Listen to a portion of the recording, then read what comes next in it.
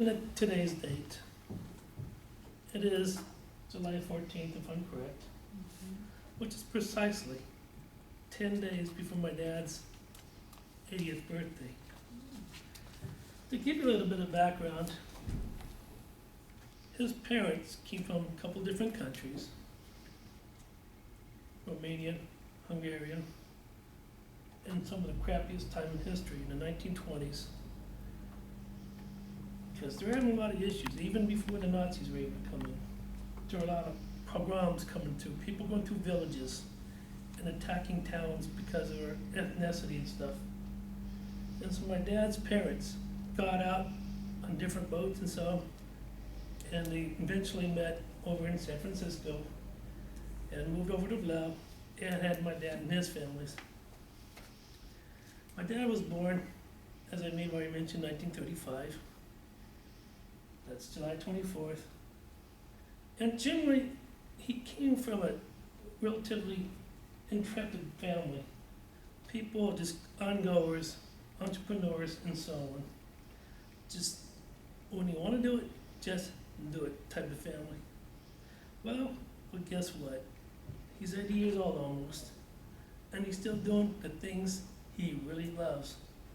For example, he lives in Lake Tahoe with the rest of my family. And one of his favorite sports is water skiing and riding on the single board. And he loves this, plus he loves showing off. So he'll be doing this throughout most of all summer. But he loves all kinds of different sports. Is that him or just somebody? Oh no, this is him. Oh, wow. This is him a few years ago. Wow. Maybe 3-4 years ago. Wow. Yep.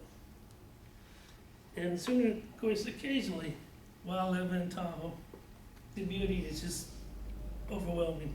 So you gotta see as much as you can. So how do you do that? You go on hikes. And this specific hike, we're near Emerald Bay. My daughter, myself, and him, just walking through on a day hike. And we had some other friends, but for the shortness of the speech, I edited them out, but that's okay. But that's part of one of his big things. We'll probably go around various parts of Tahoe and do hiking in areas.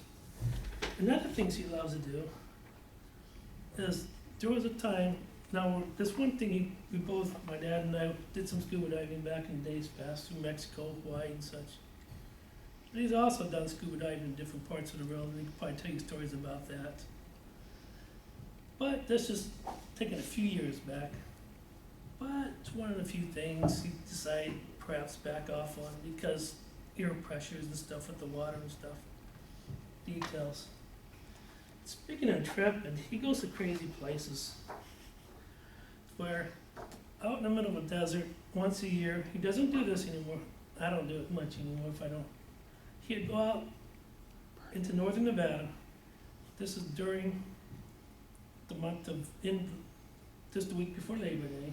They go out there with about 50, now I was told 70,000 people out there in this crazy desert party. And obviously it's one of those things that for a lot of us, once you go, you gotta eventually go back again. Of course, I haven't been back in 5 years, but we used to do this as an annual thing. And it was fun. He was the one that introduced me to this idea. Meet lots of different people and stuff. And of course, while he's there, of course, try a lot of different things. And such as, my older brother showed up that year and he bought some Segways. And why not? Give it a try. Takes a little bit of getting used to the balance, but that's just, what the heck, at least try it once. So, done that. And this is a specific picture at that same festival. However, this is what he does every morning. He has these yoga stretches. And part of it he does various yoga stretches in the morning, helps him relax, get his breathing down and so on. And so, part of what he does is, in the morning, stands on his head. He claims there's some healthful benefits for doing this. I don't remember what that is.